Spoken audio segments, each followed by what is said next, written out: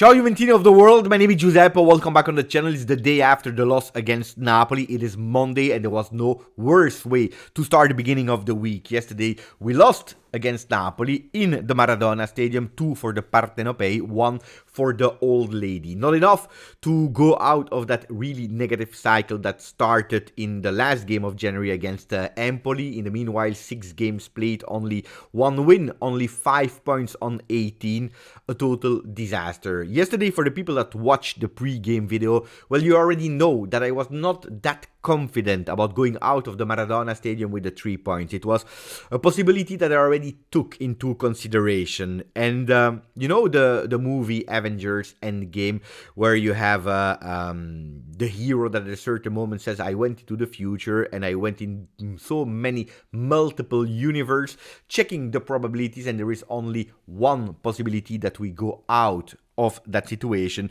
with a positive result. All the other ones are a disaster. Well, yesterday it's a bit the same. I was imagining a lot of different ends, and every time I went to a loss against Napoli, maximum a draw. But I was imagining everything except of the way that we lost yesterday. I knew that Corriere dello Sport today would have put a Napoli player that is celebrating on their front page, because this was one of, in terms of calculations, in terms of feeling, the solution that I was thinking that could happen the most, but not in the way that we did yesterday. Absolutely not in the way.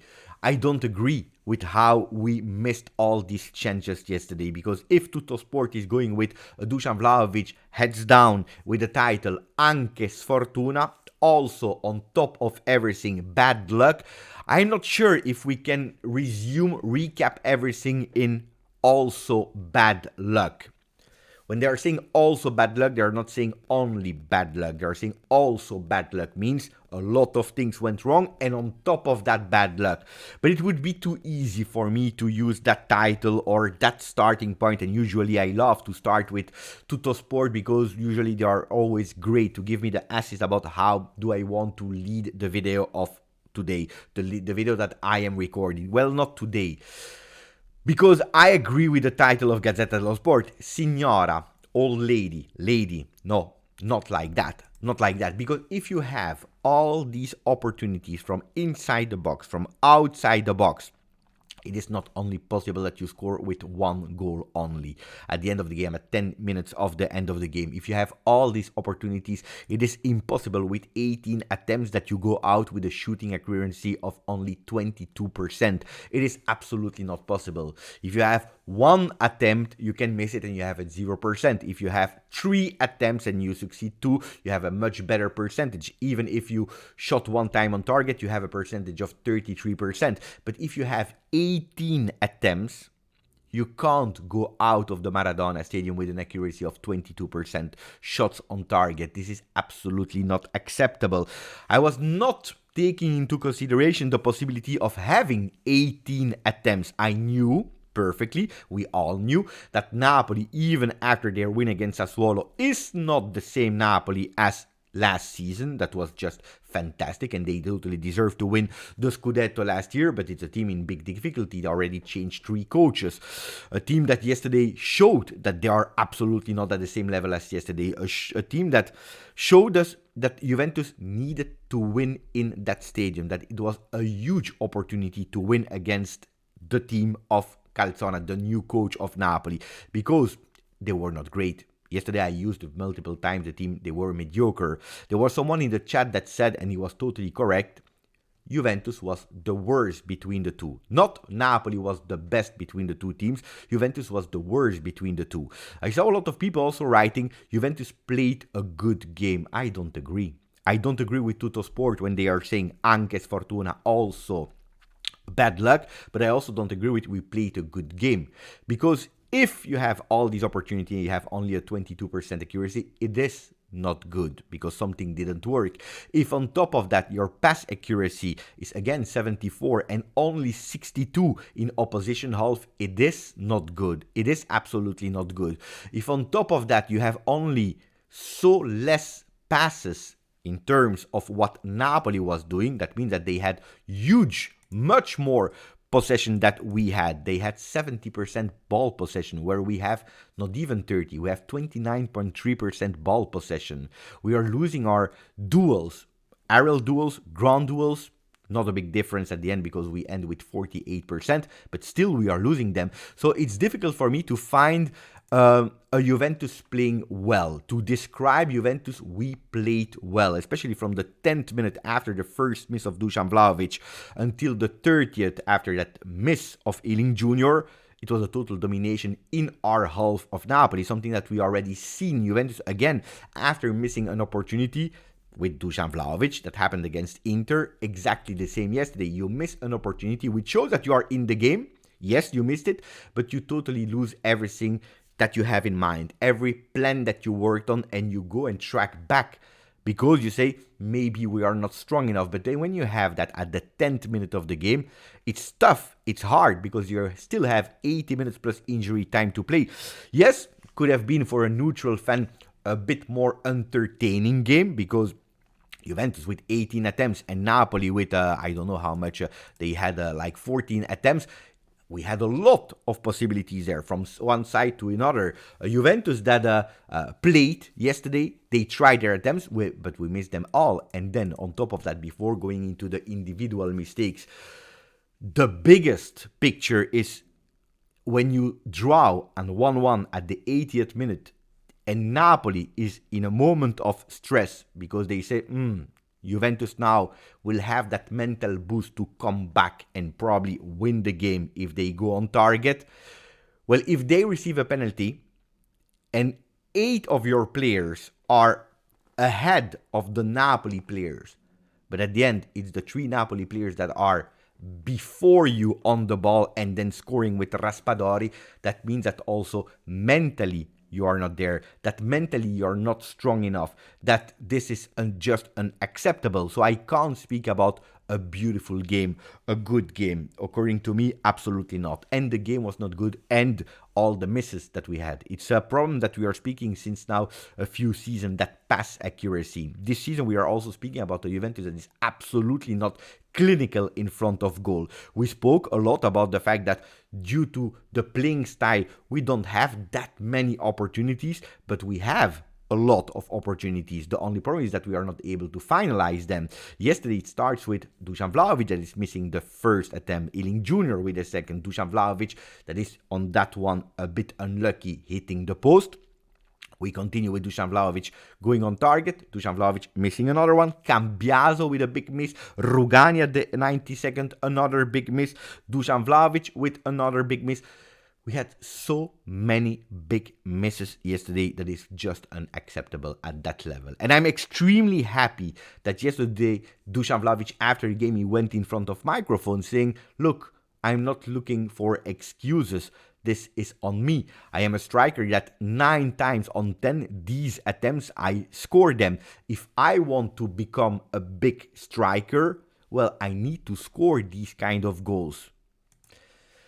A lot of time on the channel we had the debate, Dusan Vlahović, fenomeno, not fenomeno. I told you it is absolutely not acceptable to go from 0 to hero, from hero to 0. It is a process of a young guy that is 24, that is starting to arrive to maturity, that is learning a lot. It's a process of growth where there are some moments where he is fantastic. Look at the month of January, but even February in the difficulties of Juve, he was the only one that was able to do something. And then he has these moments of real difficulties. I appreciated a lot the fact that he's taking accountability, saying, I need to score these ones.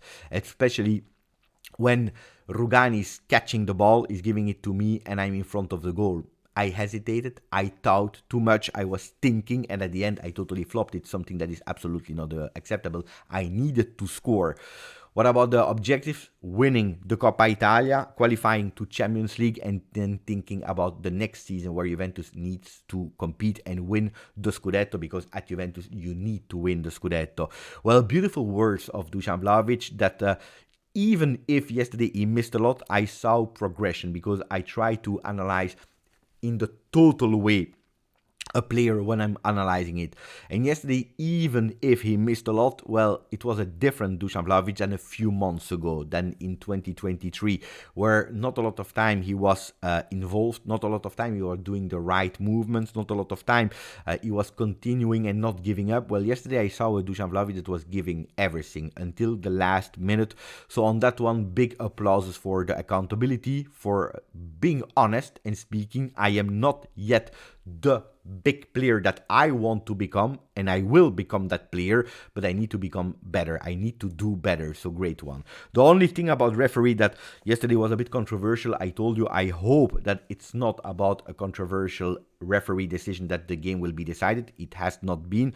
Then we receive 4 yellow cards. I can't speak about the one of Nonje. I can't speak about the one of Bremer. I can't speak about the one of Cambiaso. That were all of them totally correct.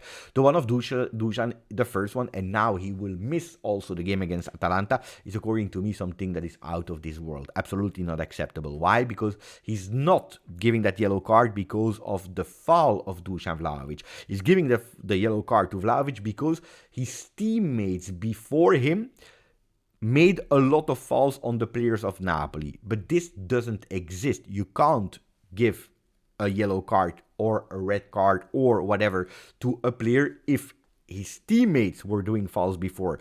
This is something that doesn't work in Serie A, so that's the only thing that I'm complaining about, but that's absolutely not why we lost yesterday. So let's move it aside. I just wanted to give my opinion on the yellow cards.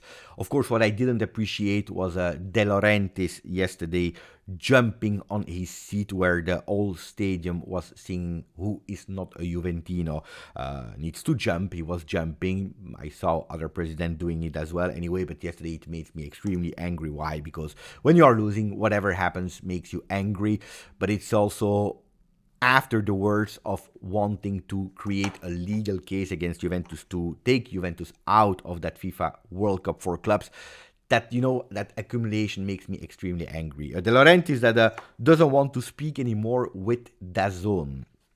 He doesn't want to speak anymore with DAZN, you know. He wants to continue to speak with Sky, with other people, with other journalists, but not with DAZN anymore. For what reason?